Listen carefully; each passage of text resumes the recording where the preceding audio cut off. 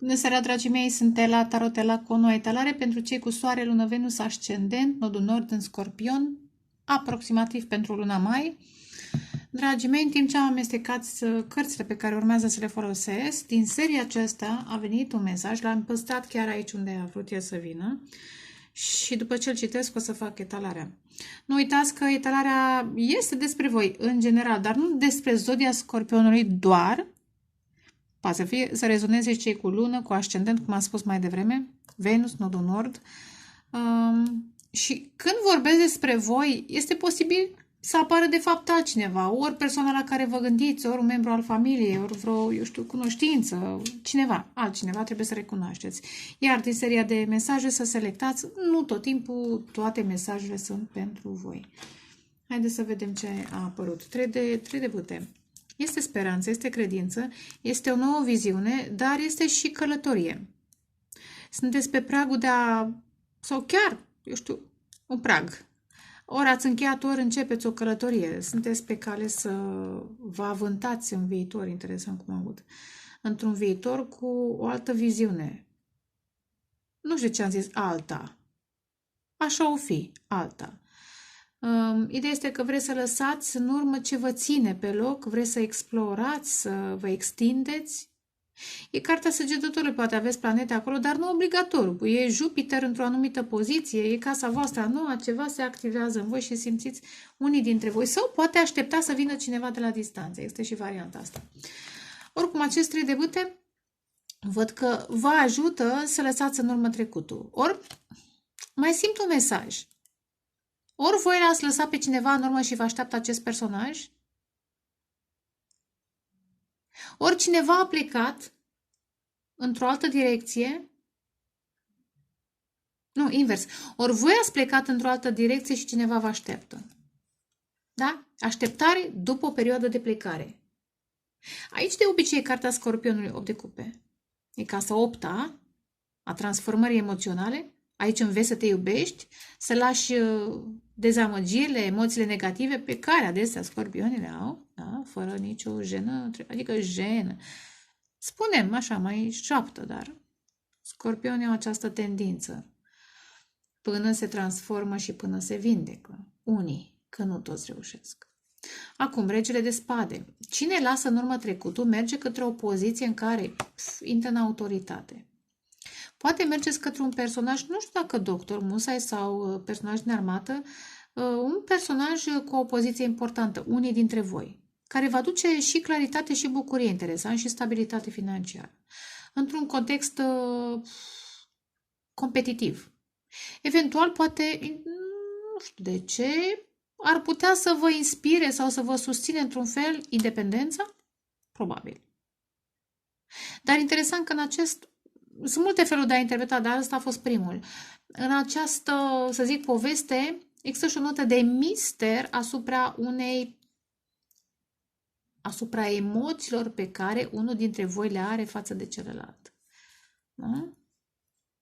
Ce interesant, apare totuși 3 de cupe, o regină de monede și 9 de monede. Da, are sens misterul acestor emoții. Probabil că unul dintre voi este deja într-o relație karmică și apare gelozia, apare conflictul. Ar putea să fie prieteni relația sau să fie copii mai mari, depinde ce vârstă aveți.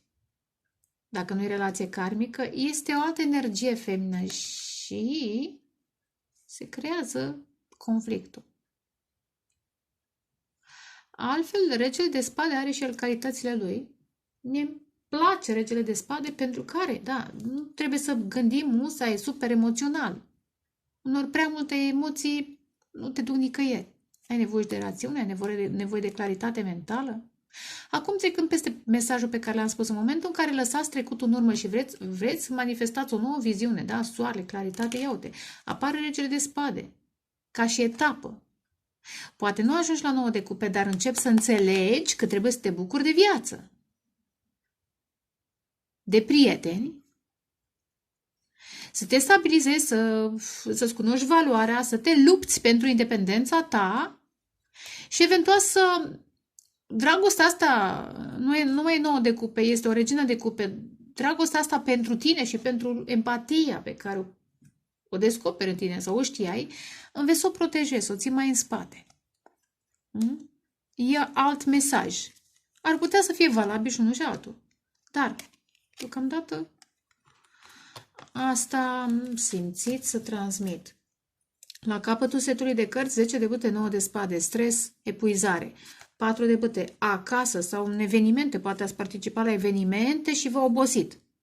Poate organizați evenimente, poate lucrați la vreun restaurant, într-un hotel, într-o echipă. Ok, da, e faină echipa până la un punct, dar pentru unii ar putea să fie un eveniment, ceva care v-a obosit, v-a epuizat. Pentru că ați fost blocați cu 8 de spade pe acel lucru. Acum văd mai multe elemente de aer și de foc. Dacă asta vă spune ceva, voi trebuie să știți minte și energie, vitalitate. Este posibil în acea echipă, nu știu de ce simt, dar transmit ce simt, unul să muncească mai mult decât celălalt. Unul se stresează și celălalt duce greu. Că ajungeți la rezultate, e bine. Dar poate că unul e cu ideile, altul cu faptele, că bâtele înseamnă și acțiune, dar și a spatele până la un punct. Mai simt și un copil, poate munciți acasă. Mai simt un mesaj. Poate munciți acasă și acea călătorie, acea detașare despre care am vorbit are sens. Băi, prea mult stres acasă, am atâtea de făcut, și cu tare, să și făruie, să fac și mâncare, să dau de mâncare la copil, că apare și copilul, să, eu știu, duc cățelul la plimbare, da? Să mai fac și bani și așa, da? Să nu știu câte de făcut în acea casă ca soții. Și stresul pentru ziua de mâine și apoi munca, în fiecare zi, muncă. Pentru unii dintre voi și epuizare, da? Ca ceilalți, copilul și cine ori mai fi în acea casă, voi sunteți undeva una dintre persoane, ceilalți se simtă bine. Păi nu așa. Vedeți că această casă care ar trebui să fie fericită și este. E flancată de cărți, uite, 8 de spade, obsesii, blocaj mental. Nu mai vedeți, nu mai auziți decât de ce trebuie să faceți pentru casă. Unii dintre voi.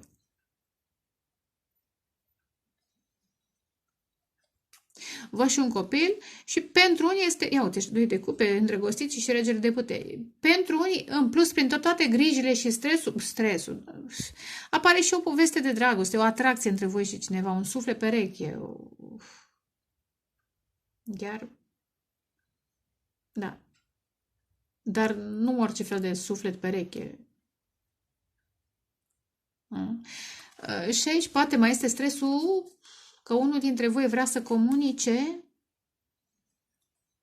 Marcaj în Gemeni, leu săgetător berbec, pești rac scorpion. Interesant, roata norocului și văzui undeva? Văzui. Eu zic așa, dar sprahoveancă, da, să știți. Văzui, roata norocului și aici. Lucrurile se vor schimba. Veți găsi stabilitatea. Veți începe ceva nou. Ia uite, regina de spade și asul de spade. Dacă personajul despre care am vorbit, văd o regină de monede, un spânzurat, un personaj sacrificat și o regină de spade, care uneori sugerează divorțul. Dacă cineva e căsătorit într-o căsătorie în care se sacrifică și ceilalți nu fac nimic, energia feminină, zicem, energia feminină vine cu empatie, că am zis, Marea Preoteasă, dați în urmă, era Marea Preoteasă și regina de cupe. Sunt niște emoții pe care le țineți, nu neapărat... Le țineți pentru voi și le împărtășiți eventual telepatie, prin rugăciuni, prin altceva sau în secret cu o anumită persoană care are o relație karmică complicată.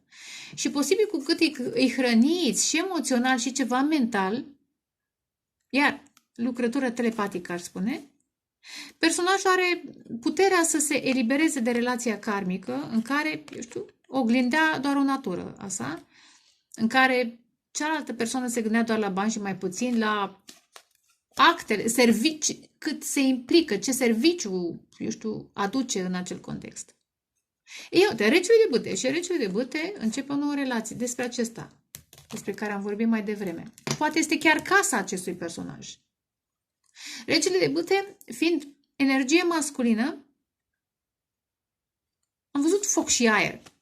Cred că, interesant, știți ce simt? Să nu mai ziceți că un om, bărbat, femeie, orice ar fi, este așa cum îl știți voi. Că dacă ar fi să înțelegeți, și trebuie să înțelegeți chestia asta mai devreme sau mai târziu, nu că oamenii sunt schimbători, efectiv sinastrile. Da? Ce înseamnă sinastria? Când o hartă sau planetele, caracterul unuia se suprapune pe caracterul celuilalt. Și se suprapune atât de bine încât activează binele.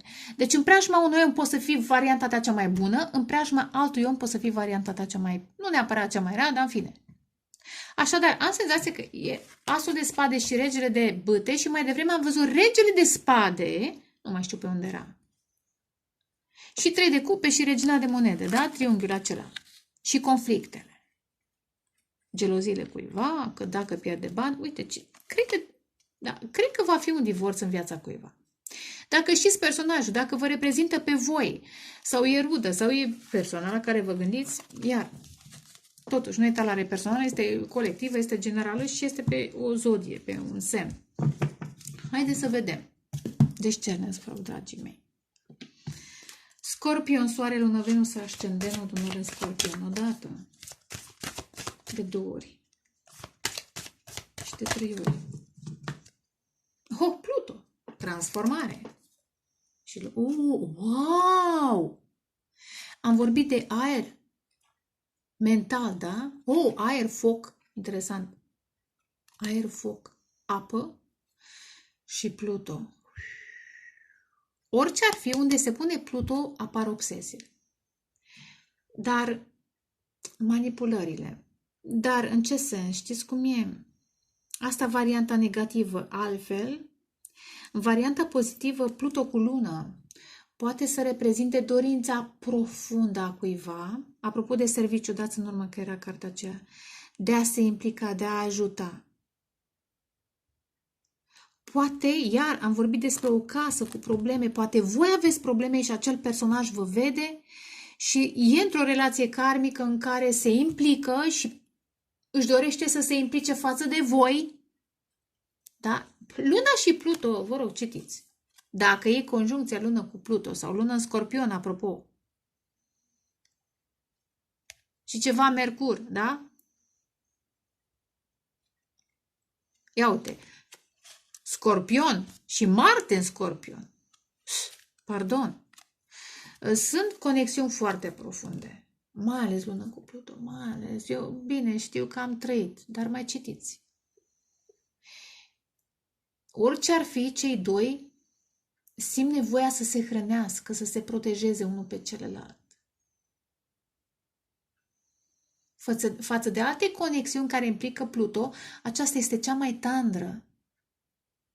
Și sau poate dacă nu este în Scorpion, în casa 8-a a unuia dintre voi. Și efectiv, I can't help myself. Aud, e ca și când nu te poți abține să nu-ți dorești să-l protejezi pe celălalt și să-l ajuți. Interesant pentru cine o fi. Așa, deci am... așa, încă n-am tăiat, am tăiat? Nu mai știu. Leo, ok. Aseară am făcut la pești? Nu ultima, penultima, așa a apărut, dar cred că a mai apărut la altă zodie, nu mai știu, de la pești era invers. La voi este în poziție normală. Un cuplu puternic. Aici să știți cum e. Se întâmplă. Oamenii creează relații. Oamenii creează relații. Sau intră în relații. La un moment dat, în timp, în spațiu. Între timp, toți evoluăm, toți ne schimbăm, creștem sau, dimpotrivă, alții se duc în jos. Din ce în ce mai rău. Din ce motive nu stăm să comentăm acum. Și la un dat acel cuplu, dacă a mers o perioadă bine, la un dat poate să nu mai meargă bine. Și uite așa întâlnești un om puternic care poate e singur sau e într-un cuplu asemănător. Și doi oameni puternici, da? Stau și servesc două persoane karmice sau situații karmice. Când ar trebui să fie împreună? Nu știu de ce. 5. Transmit. Hai să vedem.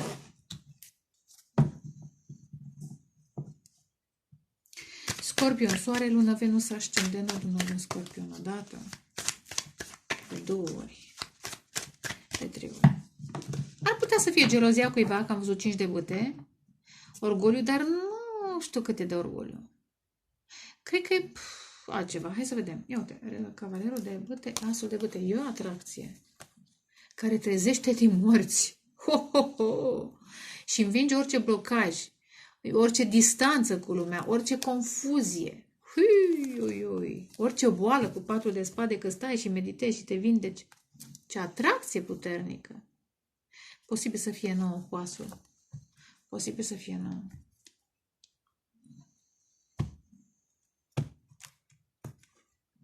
Ia să vedem ce poate să apară.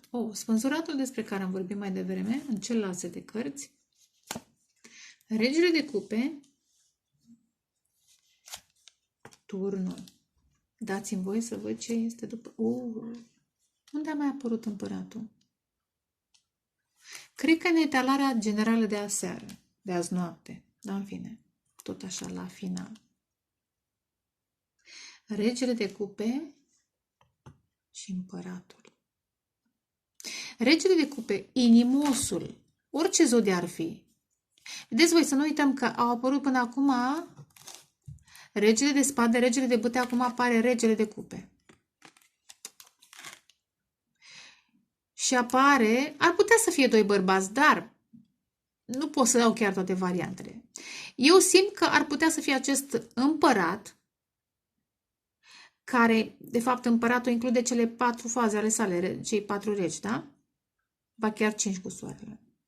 Un personaj puternic, care este într-o relație karmică în care se sacrifică, dar în fața lumii trebuie să apară puternic. Poate o chestiune și de carieră, de imagine, de afaceri, de brand, de ce-o fi, da?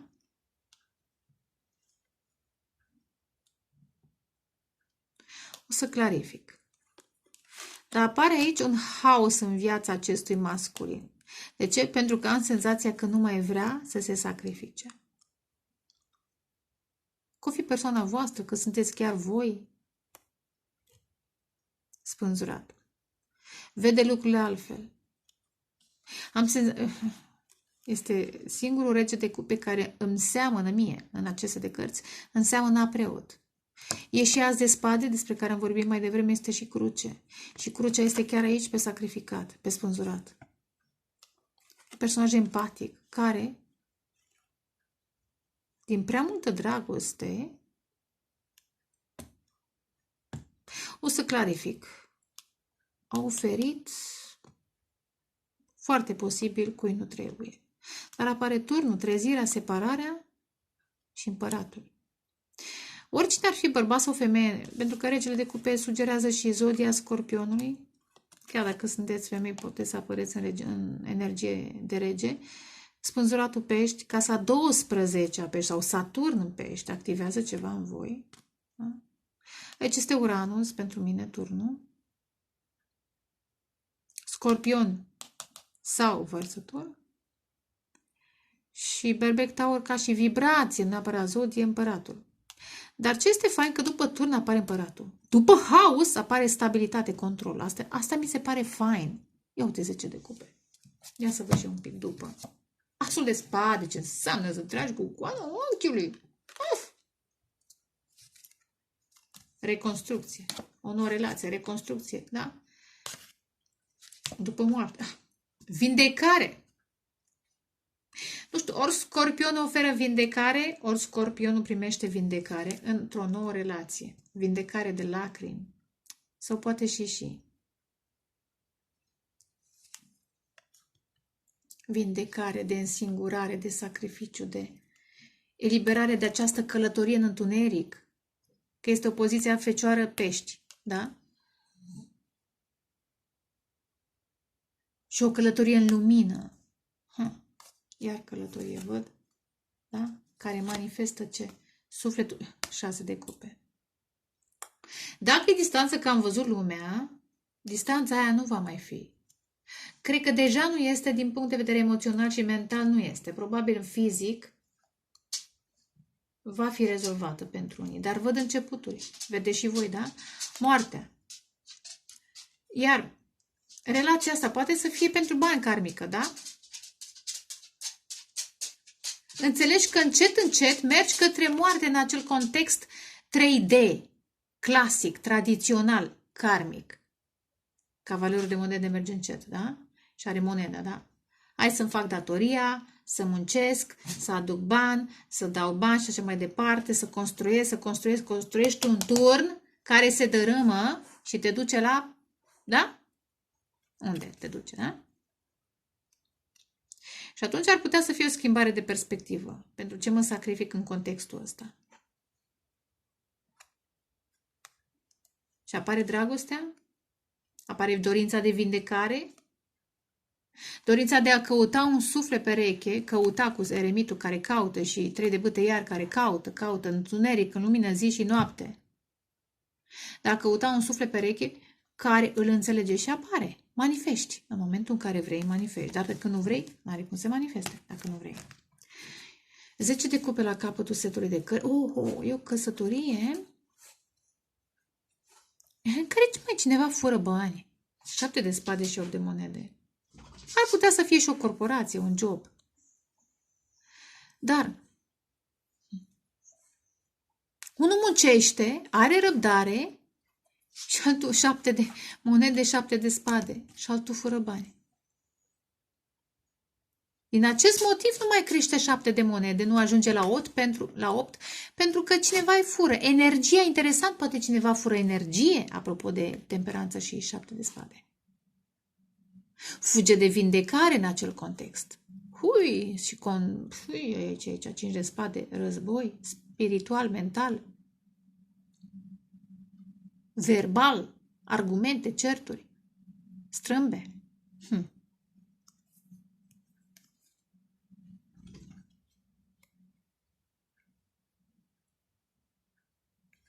Probabil, da.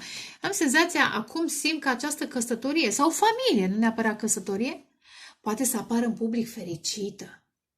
Dar, de fapt, în spate să fie altfel. Dar, hai să vedem totuși. Ce legătură are acest cuplu puternic și Pluto cu etalarea noastră? Ia să vedem, să clarificăm. Spânzuratul. 8. Dacă ăsta nu-i program mental, frică. Închisoare. Acea relație este o închisoare.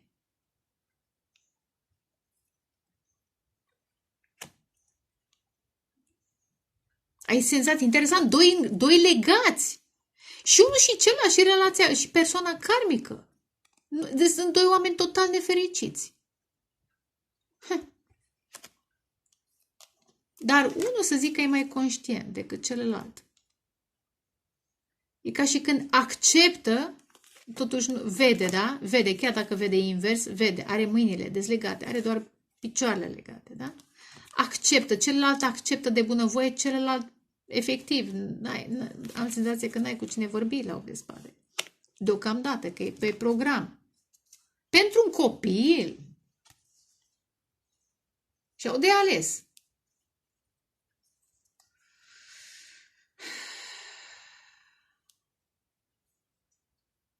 Interesant ce aud. Alegi o dragoste care te consumă,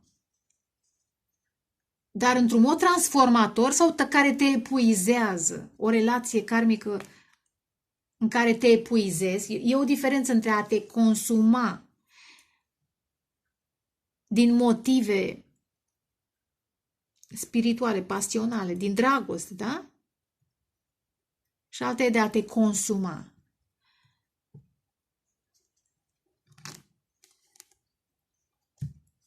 Mai bine zis epuiza.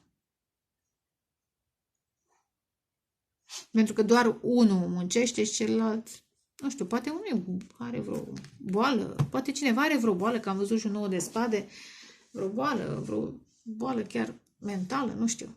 În fine, variază. Regele de cupe. 10 de bâte, băi. Exact acest personaj. Consumă. Efectiv muncește. Când ar putea să fie rege de bâte.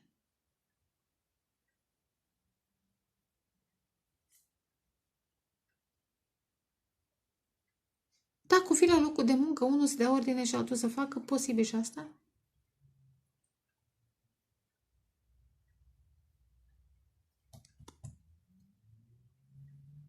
Dar și ce interesant, măi, iar văd ca un soi de legătură. Și aici, deși eu, da, ce o curea, dar o văd ca pe o legătură.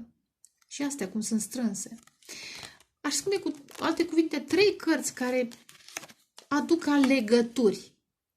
Și acum că tot am vorbit despre regele de cupe ca și un posibil preot, mai nenică, scuzați, mai zic și eu nenică. Neiculicii mei, dragii mei, nu neiculici, dragii mei, onoraților, onorată audiență. Nu glumesc acum, chiar mă bucur pentru ce audiență am.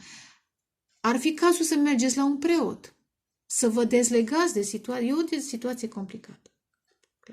A voastră sau a persoană, rugați-vă pentru cine e în situația asta, dacă nu e vorba de voi. Turnul. 8 de bâte. Știți cum e? Am senzația că turnul este eliberator. Da să pici odată, da să se termine odată chinul ăsta. E trezire. Ar putea să fie și comunicare neașteptată care vă scoate. Ia uite, vă schimbă energia. Vă ridică pe voi sau voi pe cineva. Dacă persoana asta stă în genunchi, poate chiar vă rugați, interesant, și vine vreo trezire, posibil și asta. Sau după ce vă rugați și faceți slujbe, mai fac și eu, credeți-mă că mă duc și eu la slujbe, apare schimbarea în viața voastră într-un mod neașteptat. Da, vă scoate din blocaj. Pentru că unul stă în preajma unei persoane egoiste, poate că sunt niște adicții cu băutura, ia uite, depresii, acasă acolo, copil, chestii.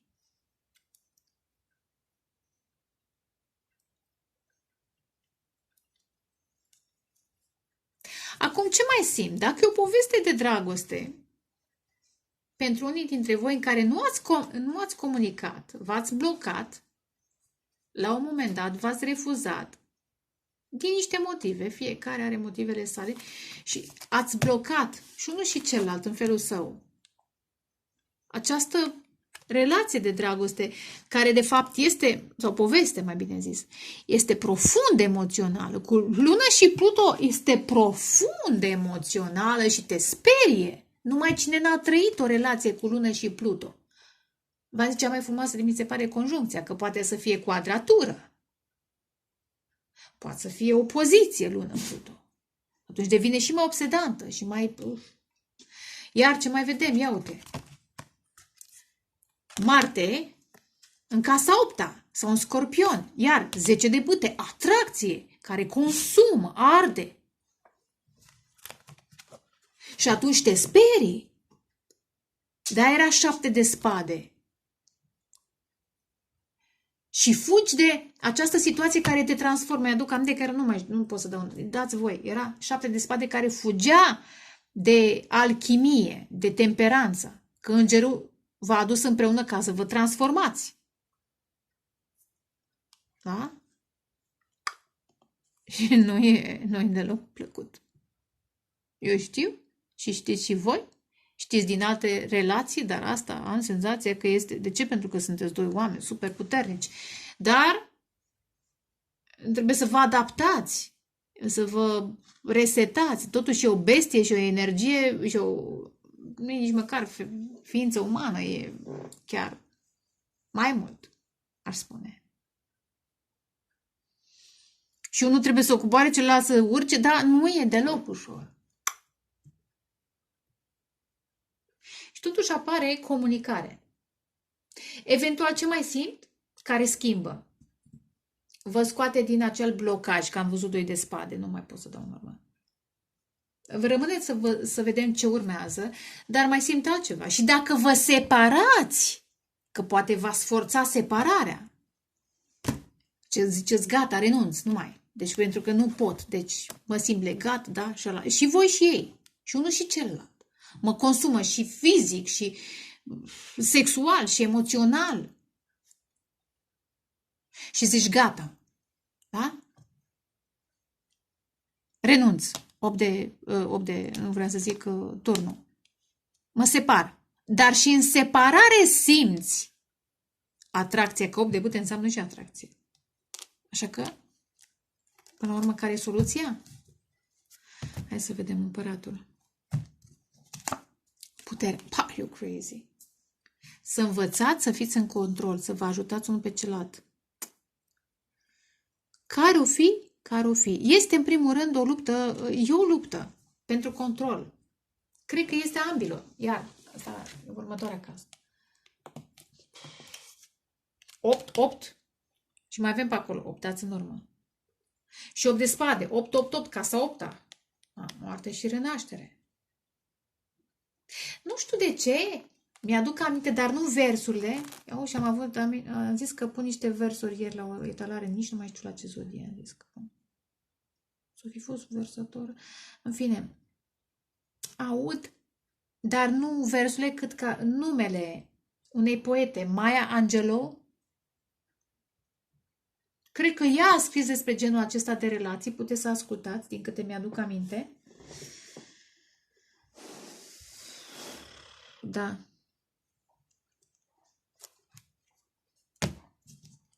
Ia uite valetul de bute. Și 0.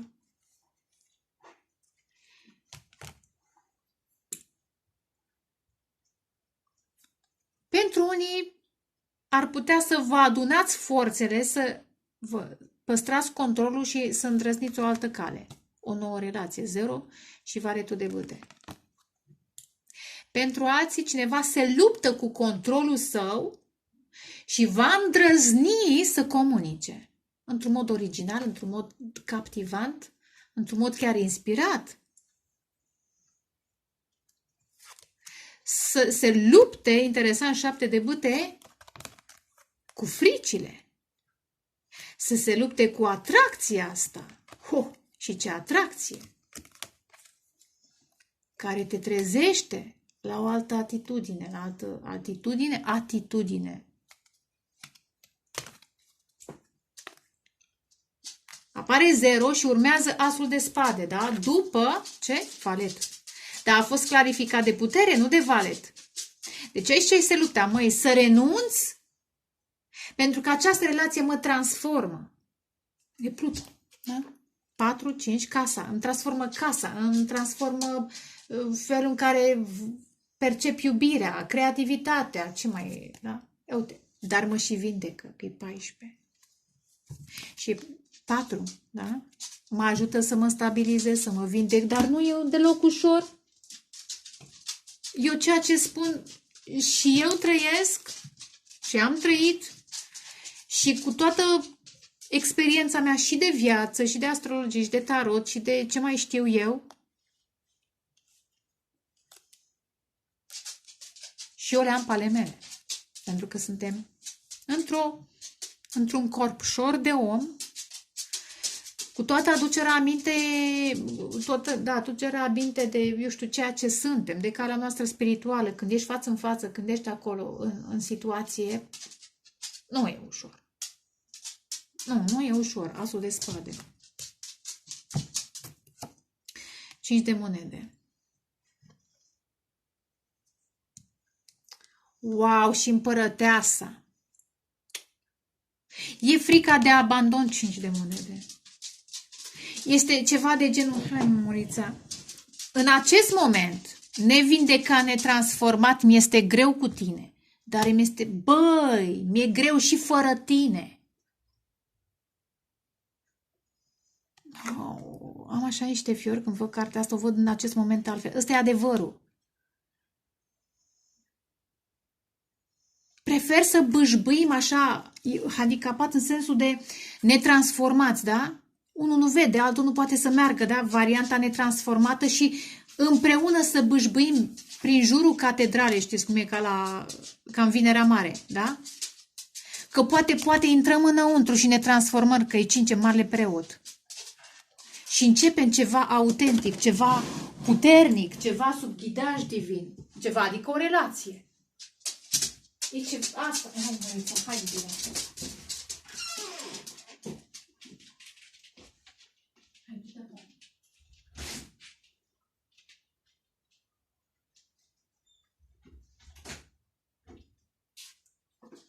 Măi, da, ce etalare! Celelalte de aseară au fost foarte interesante și foarte puternice.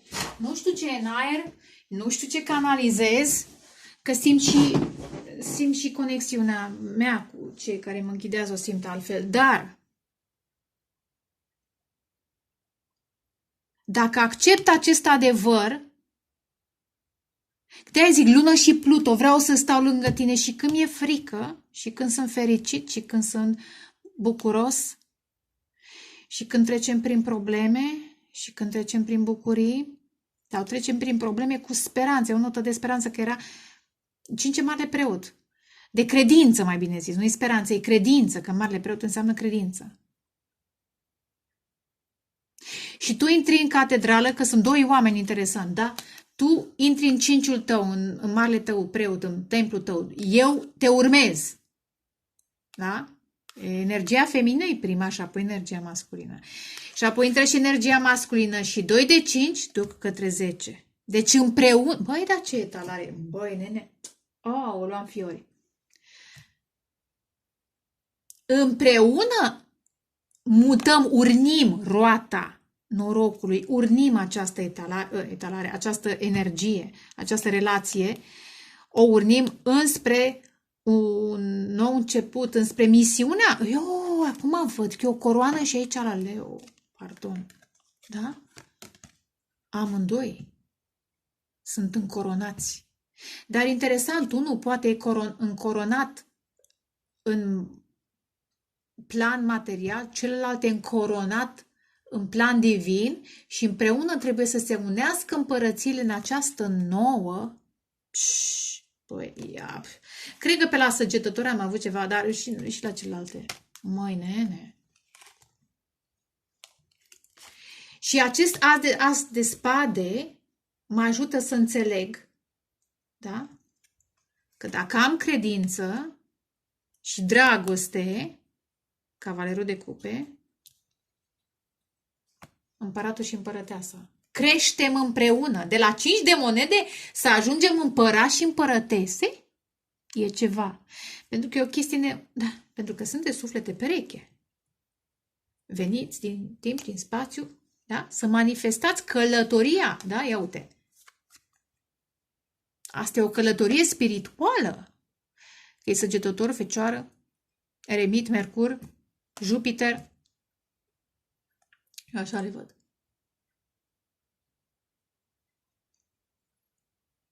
Și Arcini, să lăsați în urmă lacrimile și să acceptați această dragoste transformatoare.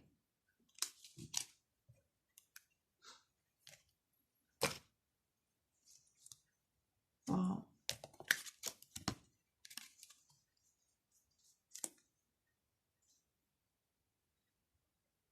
Interesant.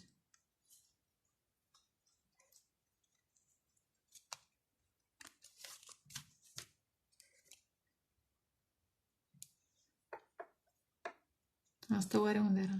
Aici era. Am mai deschis la cărțile astea de câteva ori. Da? Spre asta se merge.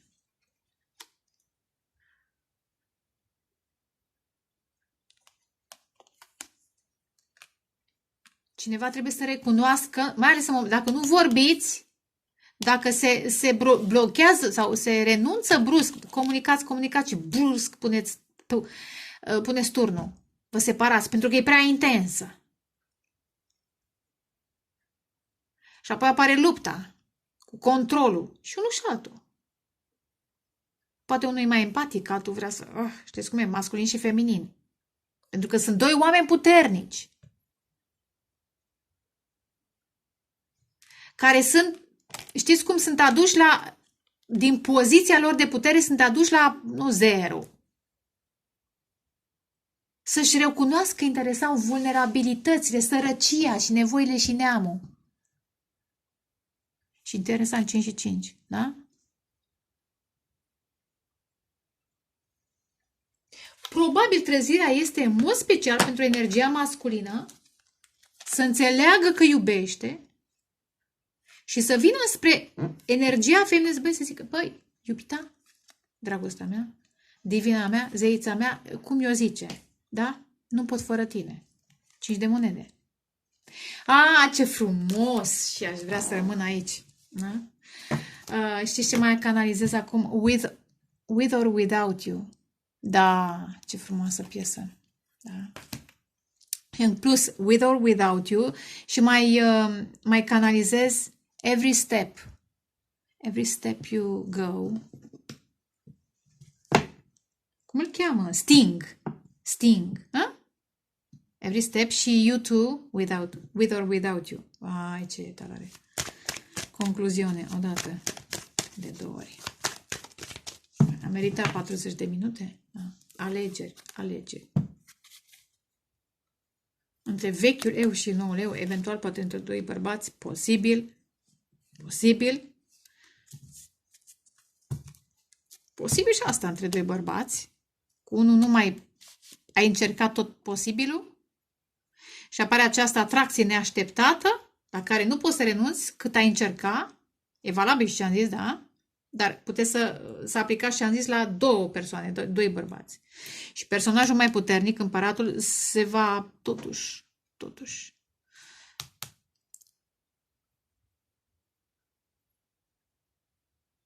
Cred.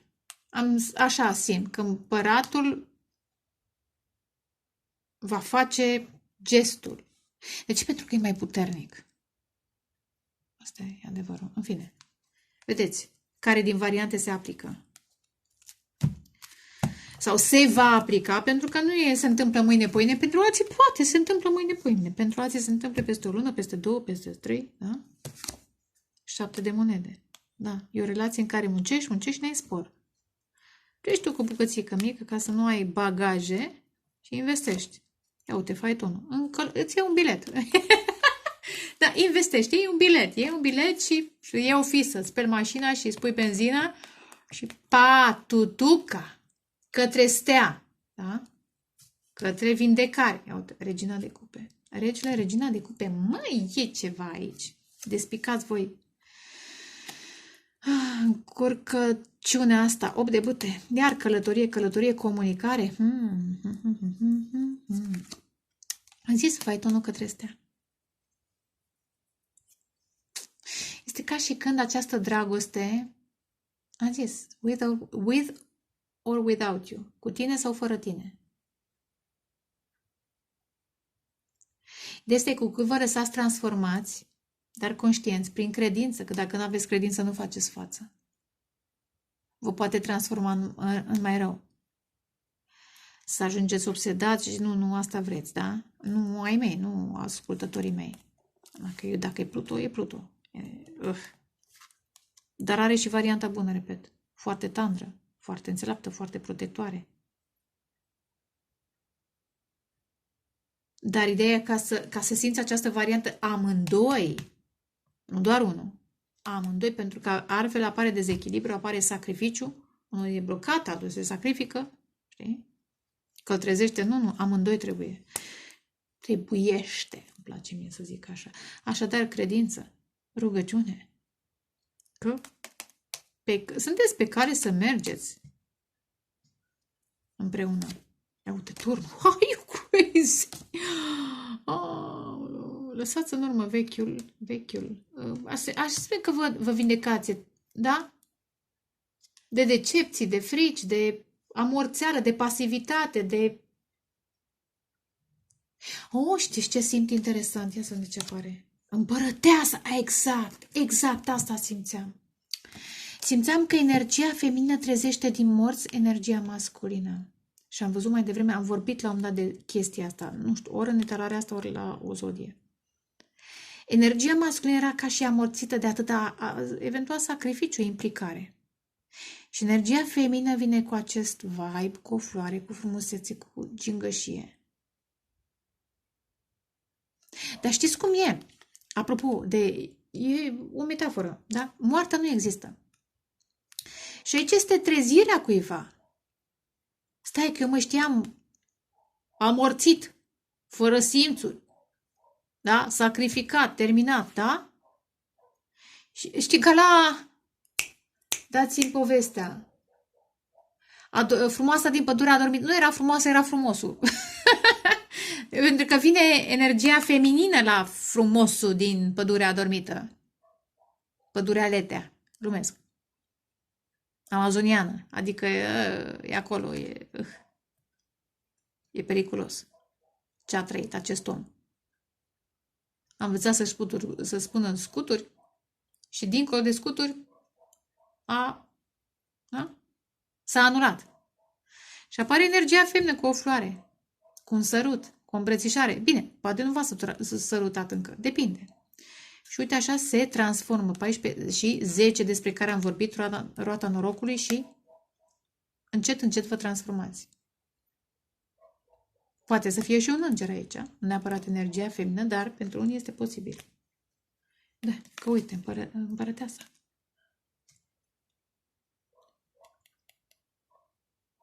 Aici este puterea dragostei.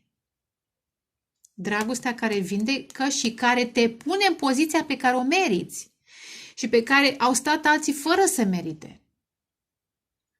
Asta ca să înțelegeți precum este Estera în Biblie. Că tot am vorbit și la Săgetători și pe acolo aveți niște chestii. Da? Precum era Estera. Sau mai sunt și alte cazuri. Asta mi-aduc acum aminte, da? Dragostea care vindecă și care scoate din mormânt. Atunci, de ce să stau eu cu cineva karmic care nu mă ajută și să nu stau cu persoana care mă ajută? Wow, ce asul de monedă, o nouă relație, da? Ia uitați-l și unde era? Ia, văzut, soarele, da? Vine și soarele pe strada voastră în curând. În curând, iar. Și veți fi fericiți împreună. Da, cam asta e etalarea. Bănuiesc că v-a plăcut. Vă doresc dragoste, pace, creștere spirituală și vă pup. Ceau, ceau!